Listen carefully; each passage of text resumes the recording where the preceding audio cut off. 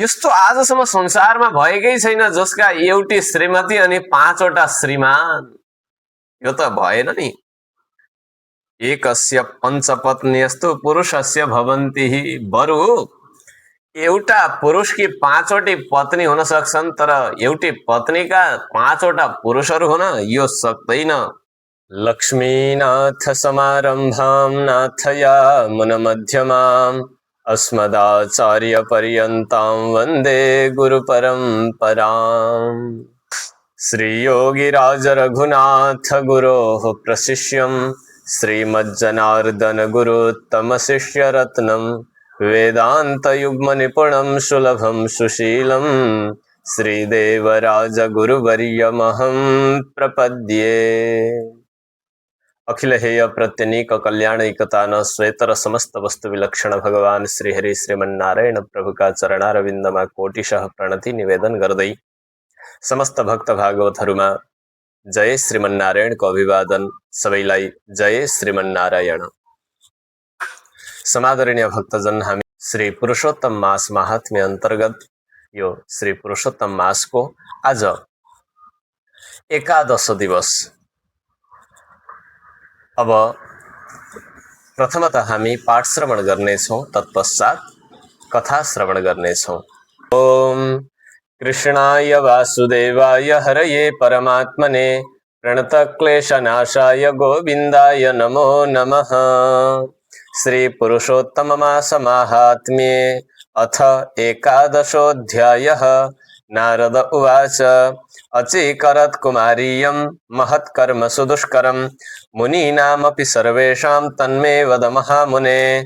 श्रीनारायण उवाच अथारभत कल्याणी तपः परमदारुणं चिन्तयन्ती शिवं शान्तं पंचवक्त्रं सनातनं भुजंगभूषणं देवं नन्दिभृङ्गिनिषेवितं चतुर्विंशतितत्त्वैश्च गुणैस्त्रिभिरभिष्टुतं महासिद्धिभिरष्टाभिः प्रकृत्या पुरुषेण च चन्द्रखण्डलसद्भालं जटाजूटविराजितं चचार दुश्चरं बाला तमुद्दिश्य परन्तपः पंचाग्नीनां च मध्ये सा स्थायिनी ग्रीष्मगेरवौ हेमन्ते शिशिरे चैव शीतवार्यन्तरस्थिता तवक्त्रा तथा रेजे जलस्थं कमलं यथा शिरोधः प्रसृतश्याम नीलालकविलुण्ठिता जम्बालवल्लरी पुञ्जैर्वेष्टितेव विभौ जले ब्रह्मरन्ध्रोद्गत श्रीमद्धूमराजिर्व्यदृश्यत नीलिनं सेव्यमानेव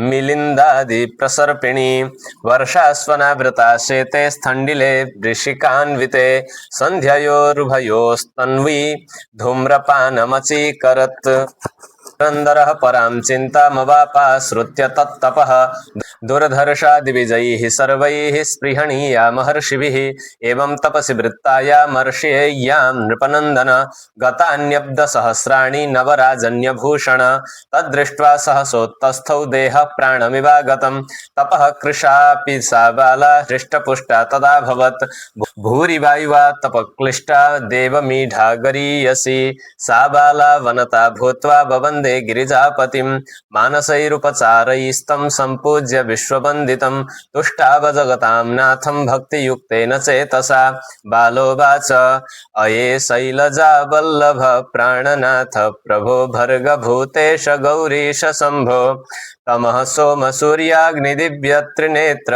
मदाधार मुण्डास्थिमालिन्नमस्ते नरो नेकतापाभिभूताङ्गपीडः परे घोर संसारवार्धौ निमग्नः खलव्यालकालोग्रदंष्ट्राभिदष्टो विमुच्येद्भवन्तं शरण्यं प्रपन्नः विभो येन वाणः स्वकीयीकृतस्य मृता जीवितालर्कभूपालपत्नी दयानाथ भूतेश चण्डीश भव्य भवत्राण मृत्युञ्जय प्राणनाथ मखध्वंसकर्तः समस्तारिहर्तः सदा सेवकानां भवध्वंसकर्तः जन्महर्तः पुरा सृष्टिकर्तस्त्वदीया नव प्राणनाथाघहर्तः इत्येवं मनसा वाचा शिवं स्तुत्वा तपस्विनी विरराम महाभागा मेधावितनया नृप।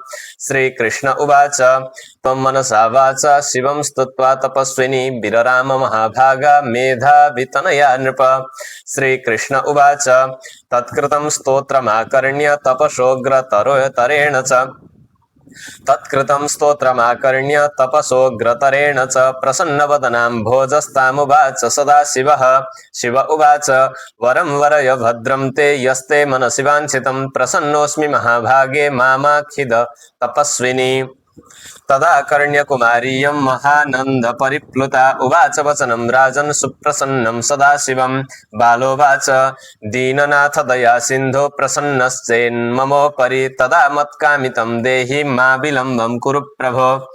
पतिं देहि पतिं मह्यं पतिं पतिमहं वृणे पतिं देहि महादेव नान्यन्मे चिन्तितं हृदि। एवमुक्त्वा तदार्षेयी विरराम कपर्दिनं।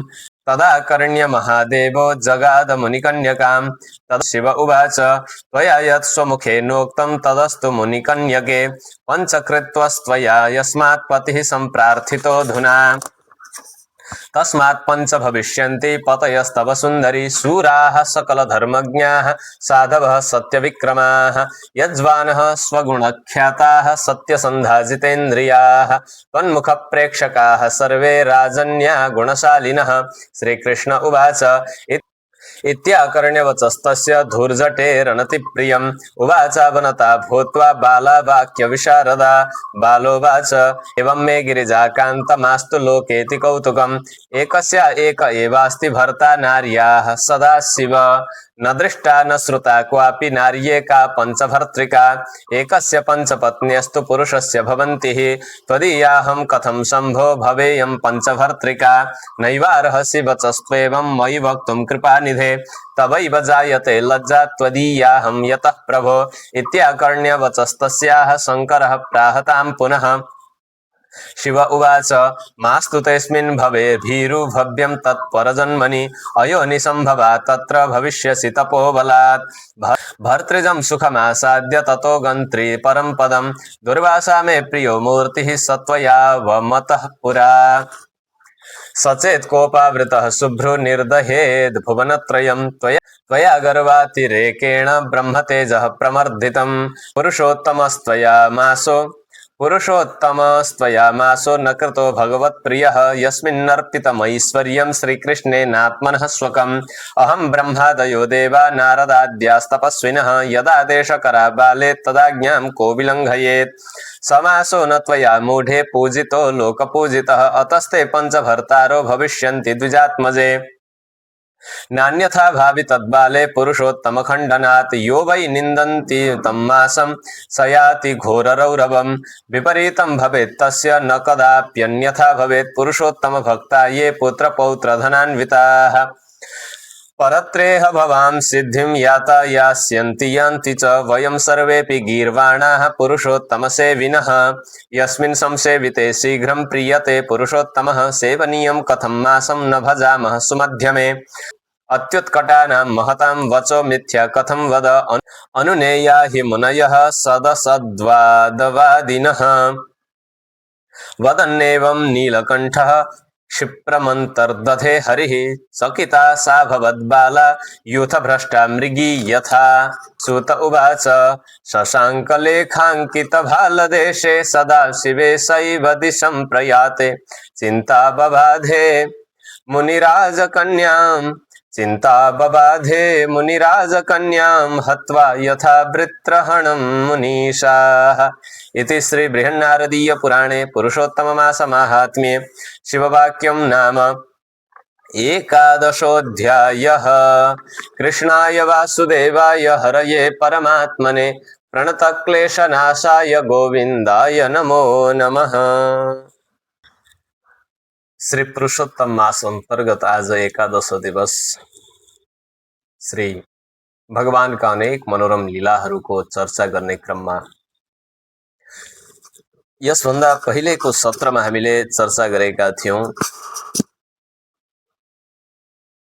साक्षात भगवान शंकरकै अंशभूत ऋषि दुर्वासा ती मेधावी ऋषिकी कन्या भएको स्थानमा पुग्नु भएको, जसमा ती कन्याले यथा लब्धोपचारै जुन पूजा आदिहरू कर्म गर्नुभयो। त्यसपछि ऋषि प्रसन्न भएर यो अधिक मासको महात्म्यको बारेमा वर्णन गर्नुभएको थियो कि कन्यालाई पहिले सुनेका कारणले गर्दा यो त मलमास अति गर्हित हो, यसको कसरी यत्र ठुला ऋषिले प्रशंसा गरिरहनु भएको छ भनेर उनी क्रोध गर्दै भइन्।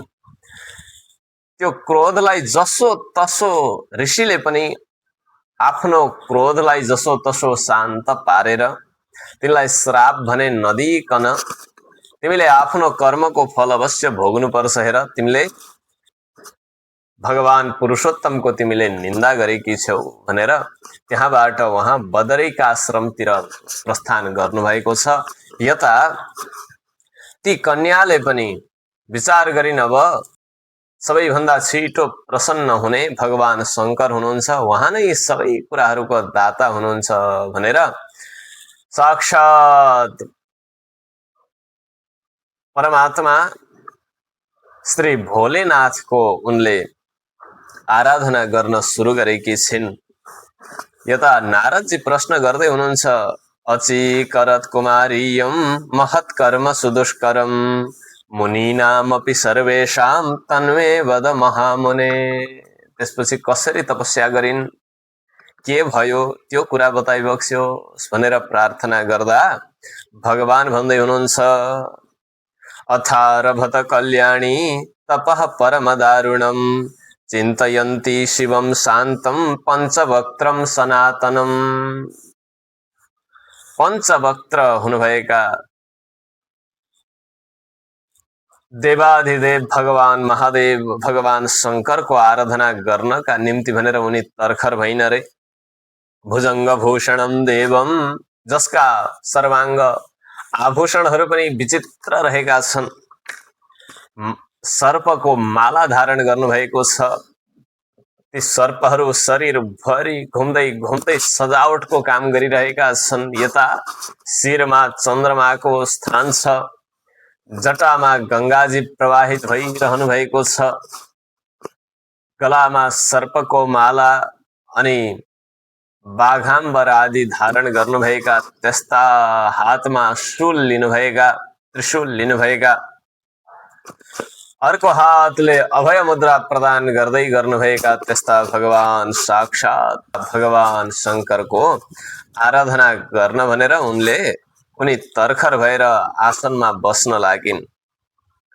चचार दुश्चरम बाला तमुद्देश्य परम तपः, त्यस्ता भगवानलाई उद्देश्य गरेर ती कन्याले कठोर तपस्या गर्न लागिन्। पंचाग्नीनां च मध्ये सा स्थायिनी ग्रीष्मगेरबौ। हेर्नुस् त, ज्येष्ठ अषाढ आदिको यो मौसममा पनि अत्यन्तै घनघोर गर्मी भएको अवस्थामा पनि उनी पञ्चाग्नि तापेर वरिपरि 5 वटा आगाका ज्वालाहरू बालेर बीचमा आफू बसेर उनी कठोर तपस्या गर्न लागिन्। हेमन्ते शिशिरे चैव शीतवार्यन्तर स्थिता, पुष माघ आदिहरूको त्यो जाडोमा ठगलभित्र प्रवेश गरेर साधना गर्न लागिन्। आफ्नो शिरको भाग मात्रै माथि छ, अरू सबै शरीर जलमुनि छ। यस्तो देखिन्छ अरे शोभायमान त्यो दृश्य, जस्तै कि कमलको फूल फुले जस्तो देखिन्छ अरे। साथमा उनकै अलका केशहरूद्वारा त्यो पानी थोरै थोरै पानीको छल्काहरू सहित ती केशहरू फिजिरहेका छन्, ती पनि अत्यन्त सुमनोहर देखिन्छन्। साथमा त्यो जाडोको समय नाकबाट निस्किएका ती श्वासहरूबाट स्वां गर्दै ती श्वासहरू फेर्दा निक्लिएको त्यो धुवाले पनि यस्तो देखिन्छ अरे साक्षात यो त कमलको फूलमा भमराहरूको समूह आएर चाहिँ उनीहरू विचरण गरिरहेका छन्, अझै शोभा बढाइरहेका छन्, त्यस्तो देखिन्छ अरे। अनि वर्षा स्वनावृता सेते ठण्डीले वृषिकान्विते मध्ययोरुभयोस्तन्वी धूम्रपानमचीकरत्। वर्षा ऋतुमा साउन भदौको समयमा झरी छ। झरीको अवस्थामा पनि एउटा सामान्य बिछाउना बिछाएर यज्ञ कुण्डकै त्यो दलानमा उनी सुत्न लाग्छिन्, केही पनि नओडिकन।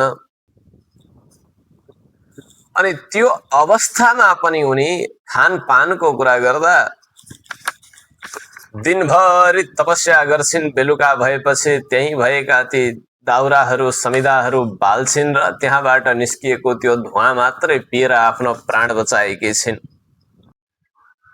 देवराज इन्द्रको पनि आसन डगमगाउन थाल्यो। ओहो, हेर, पृथ्वीमा यत्रो कठोर तपस्या गर्ने को हो नि? किनभने इन्द्रलाई सबैभन्दा ठुलो भय के हुन्छ भने मनुष्यहरूले यदि धेरै तपस्या गरे भने कतै मेरो सत्ता पो जाने हो कि भनेर त्यो डर हमेशा रहन्छ इन्द्रलाई। अनि इन्द्रले विचार गरे, अब मैले त केही गरी पनि यसको निवारण गर्न सक्दिन, के होला नि अब हालत, मेरो अवस्था कहाँ पुग्ने हो भनेर धेरै चिन्तित भएका छन्। दुर्धर्षा दिविजैः सर्वैः स्पृहणीया महर्षिभिः। सारा देवताहरूले त्यो विघ्न पार्न नसकिने तथा महर्षिहरूले तपस्वीहरूले चाहिँ अत्यन्त धेरै प्रशंसा गरिएको यस्तो ठुलो तपस्या, यसरी ती आर्षेयी देवी ती कन्याले तपस्या गरिरहँदा त्यो तपस्यामै तल्लीन भएको अवस्था देखेर साक्षात भगवान महादेव पनि यो तपस्या देखेर भगवान शंकरले पनि पार्वतीपति भगवान आउनुभयो। आएर दर्शयामास बालायै, उहाँले दर्शन दिनुभयो आफ्नो स्वरूपको। दिव्य स्वरूप छ भगवानको। भगवानले ती परिधान गरेका ती आभरणहरू पनि अत्यन्त धेरै ती कल्याणकारक छन्। भगवानले त्रिशूल हातमा लिनुभएको छ। त्रिशूलको अर्थ हुन्छ आदिदैविक, आदिभौतिक र आध्यात्मिक तीनै प्रकारका तीनै प्रकारका तापहरू उहाँले संहार गर्न सक्ने सामर्थ्य छ भगवान शंकरसँग। अभय जो पनि व्यक्ति भगवान शंकरको शरणमा जान्छ भने ऊ सर्वदा अभय हुन्छ। त्यस्ता परमात्माको साथमा गलामा सर्पका मालाहरू छन्। सर्प भनेको संसारमा यी वातावरणमा रहने विष आदिहरूलाई उनीहरूले आफू पान गर्छन् र यो जीवहरूलाई राम्रो हावा प्रदान गर्ने काम गर्छन् उनीहरूले। भगवान आफू केही कष्टमा रहेर पनि अरूको कल्याण गर्नु त्यो महानता हो। आफ्नो स्वभाव कसैले पनि त्याग गर्नु हुँदैन। हेर्नुहोस्, कसैले पनि जब आफ्नो धर्म त्याग गर्दछ भने त्यो व्यक्ति विधर्मी हुन जान्छ। एकपटक कुनै सन्त जलाशयमा गएर स्नान गरिरहनु भएको थियो। त्यहाँ त्यो जलमा बग्दै बग्दै आउँदै गरेको एउटा बिच्छी देख्नु भएछ। उहाँले छटपटाइरहेको छ, ऊ प्राण बचाउनका निम्ति भनेर बग्दै आउँदै गरेको त्यो बिच्छीलाई अन्जुलीमा लिनुभयो। बाहिर निकाल्न खोज्दा उसले त्यही डस्यो। हतार हतार त्यो हात छुट्यो, टकटक्याउन थाल्नुभयो। फेरि उठाउनुहुन्छ, फेरि बाहिर निकाल्न खोज्नुहुन्छ, फेरि टोक्छ, फेरि बाहिर निकाल्न खोज्नुहुन्छ। बार बार अभ्यास बार बार गर्दा गर्दा गर्दा अन्ततः उहाँ सफल हुनुभयो। त्यही दृश्य बाहिर बसेका केही व्यक्तिहरूले हेरिरहेका रहेछन्। ओहो, हेर यो साधुको के गरेको होला यो, हेर त उसले टोकिराखेको छ, डसिराखेको छ, त्यसले आफूलाई विष लागिरहेको छ, तर पनि यसले बाहिर निकाल्दैछ। हेर के गरेको महात्मा भनेर सोद्धा उहाँले भन्नुहुन्छ, हेर यसले टोकिराखेको थियो, ठिक छ, उसको टोक्ने धर्म हो। जब त्यो बिच्छीले आफ्नो धर्म छोडेन भने म साधु हुँ, मैले पनि यसलाई बचाउने धर्म छ, मेरो पनि परोपकार गर्ने धर्म छ। म आफ्नो धर्म कसरी त्याग्न सक्छु? त्यसकारण हामी सबैले आफ्नो कर्तव्यमा रहनुपर्छ, आफ्नो धर्ममा रहनुपर्छ। यो नै शास्त्रले बताएको मार्ग हो भनेर तिनै शास्त्रीय मार्गहरूलाई अँगाल्दै अँगाल्दै हामी सत्मार्गमा अघि बढ्नुपर्छ, त्यो सन्देश दिनुहुँदैछ भगवान शङ्करले। यता भगवान शङ्करले अग्नि पनि आफ्नो तृतीय नेत्रमा स्थापना गर्नुभएको छ। भगवान शङ्करको तृतीय आँखामा अग्निको वास छ। भगवान शङ्करका ती दुई नेत्र अनि तृतीय नेत्र सूर्य, चन्द्र र अग्नि, यसरी यी तीन तत्त्वहरूलाई उहाँले स्थापना गर्नुभएको छ। सूर्य, चन्द्र संसारलाई अति आवश्यक हुने यी कुराहरू, संसारलाई दग्ध गराउन पनि चाहिने र संसारलाई बचाइरहन पनि चाहिने। सूर्य भएन भने कुनै पनि व्यक्ति जीवित रहन सक्दैन अथवा ऊ भित्र ऊर्जा आउन सक्दैन। सूर्य भनेको तेज।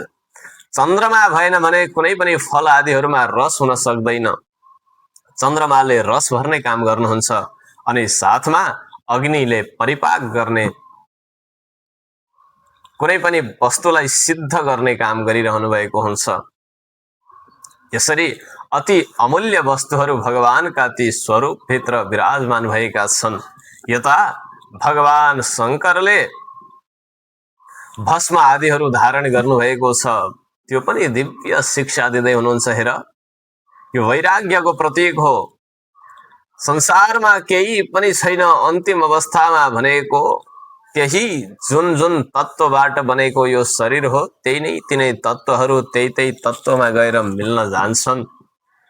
कुनै पनि वस्तुले आफ्नो प्रकृतिसँग मिलेपछि सकिन्छ त्यसको अस्तित्व त्यो मूल स्वरूपमा जाने गर्दछ। त्यस्तै यो शरीर पनि पाञ्चभौतिक यो देह पञ्चमहाभूतमै गएर मिल्न पुग्दछ। त्यसकारण हेर, अन्तिममा केही पनि बच्दैन है। चिताको भस्म धारण गरेर भगवान शङ्कर देखाउँदै हुनुहुन्छ, वैरागी बन, अपरिग्रही बन। यसरी ठूलो शिक्षा दिनेवाला त्यस्ता स्वरूप हुनुहुने भगवान शङ्कर अगाडि आएर उभिनु भएको देखेपछि सहसा उठिन रे उनी। तुरन्त उठेर हात जोडेर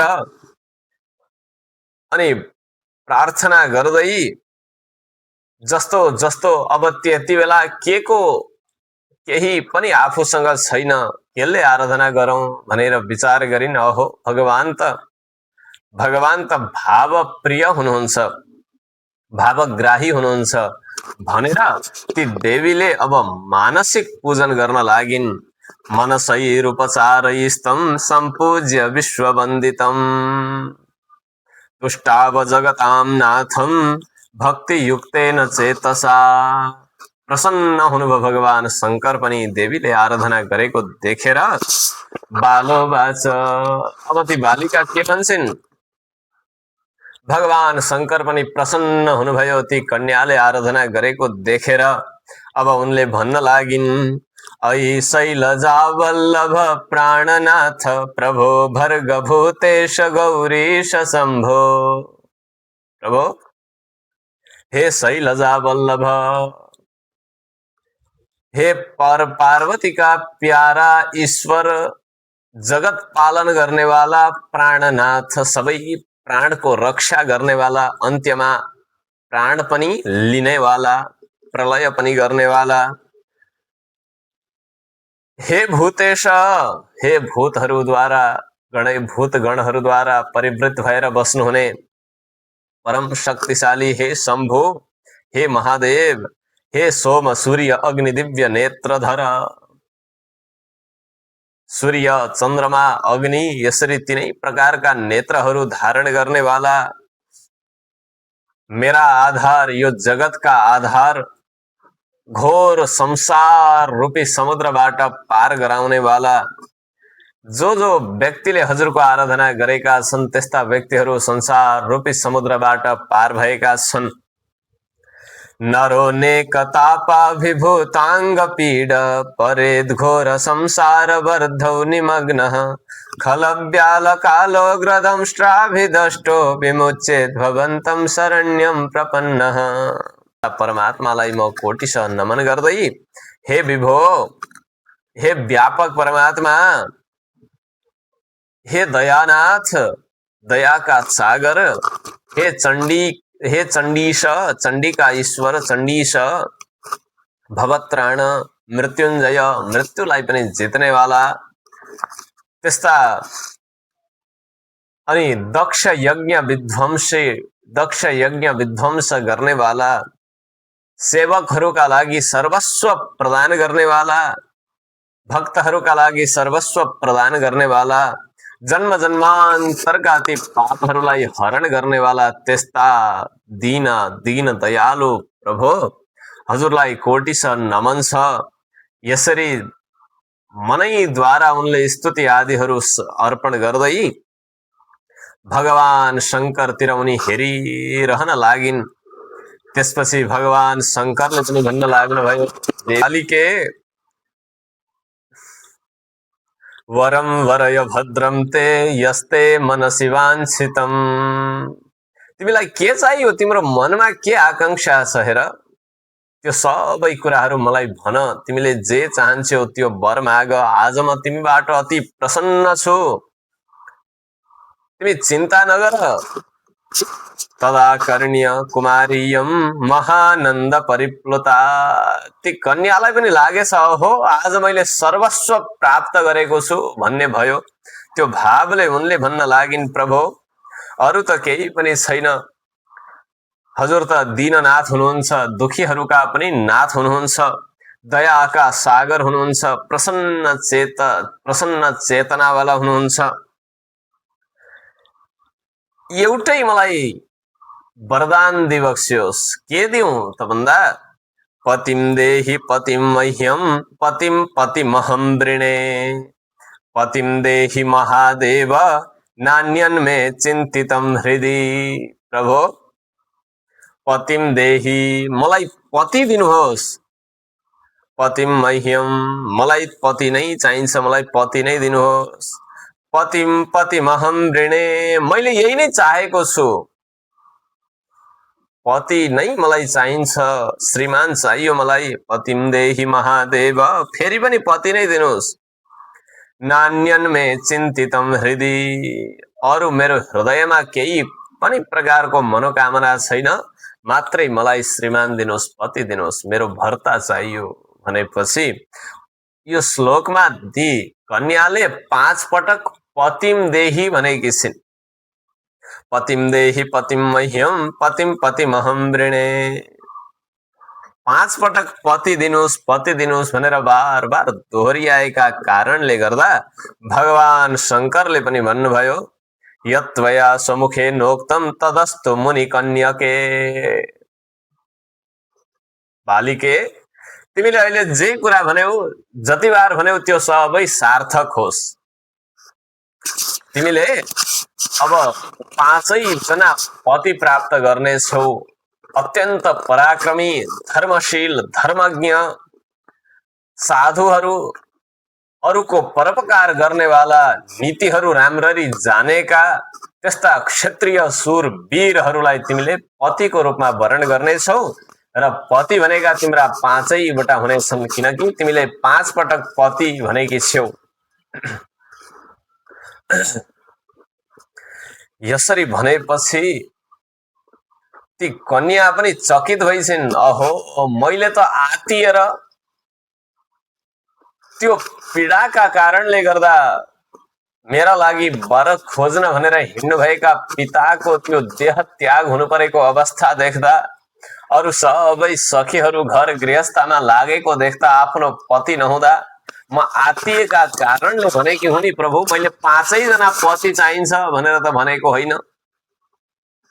अब के गर्ने होला प्रभु, यो त हजुरले मलाई यदि त्यसरी दिनुहुन्छ भने यस्तो त आजसम्म मैले कहीँ सुनेको पनि छैन। न दृष्टा न श्रोता क्वापि नारिएका पञ्चभर्त्रिका।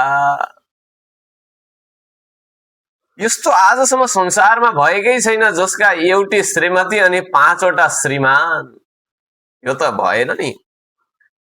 एकस्य पञ्चपत्न्यस्तु पुरुषस्य भवन्ति, बरु एउटा पुरुषकी 5वटी पत्नी हुन सक्छन्, तर एउटी पत्नीका 5वटा पुरुषहरू हुन यो सक्दैन।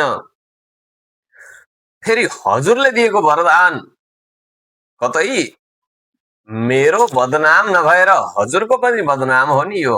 त्यसकारण प्रभु यो विचार गर्नुपर्छ। त्यसपछि भगवान शंकर फेरि भन्न लाग्नुभयो, मास्तु तेस्मिन् भवे भीरु भव्यम तत्पर जन्मनी। हेर, तिमीलाई यो जन्ममा त हुनै सक्दैन यो मैले दिएको वरदान। यो जन्मका लागि होइन, किनभने यो जन्ममा त तिमीले पुरुषोत्तम भगवानको निन्दा गरेकी छौ।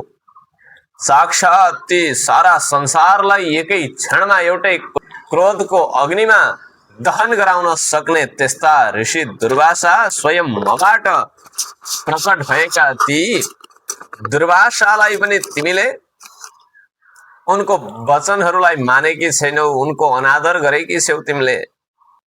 त्यस्ता ऋषिले बताउँदा पनि तिमीले मानिनौ। पुरुषोत्तमस्त्वया मासो न कृतो भगवत प्रिय। जुन भगवानका पनि अति प्रिय, भगवानले आफ्नै नामद्वारा नामाकरण गरिबक्सेको, आफ्नै तेज सबै यो पुरुषोत्तम मासमा प्रदान गर्नुभएको, यो पुरुषोत्तम मासलाई प्रदान गर्नुभएको त्यस्तो महिनालाई पनि तिमीले निन्दा गर्यौ। साथमा त्यस्ता देवताको पनि तिमीले निन्दा गरेकी छौ। त्यसकारण हे कन्या, हे देवी, तिमीले यो जन्ममा त केही गरी पनि प्राप्त गर्ने छैनौ। तिम्रा 5वटा श्रीमानहरू हुनेछन्। तिमी यो जन्ममा नभएर अर्को जन्ममा प्राप्त गर्छौ र त्यो जन्ममा अब म तिमीलाई आशीर्वाद पनि दिँदैछु। अर्को जन्ममा तिमी अयोनिजा भएर जन्मिनेछौ। कुनै विशेष यज्ञका माध्यमबाट तिमी अग्निबाट प्रकट हुनेछौ।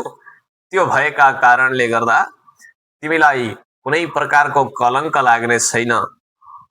तिमी अयोनिजा भएर जन्म लिनु अर्को जन्ममा, अनि त्यसपछि तिमीलाई 5वटा पतिहरू प्राप्त हुनेछन् भनेर भगवान शंकरले यसरी आज्ञा गरिबक्स्यो। त्यसपछि भगवान शंकर हेर्दै त्यहीबाट अन्तर्ध्यान हुनुभयो। यता ती कन्या पनि अब मबाट ठुलो गल्ती भएछ भन्ने भाव राख्दै ती मेधावी ऋषिकी छोरी चिन्ताले अति धेरै ग्रस्त भएकी छिन्। अब त्यसपछि के गर्छिन् उनले, ती प्रसङ्गहरू हामी आउने सत्रमा गर्नेछौँ। अहिलेलाई भने जय श्रीमन्नारायण।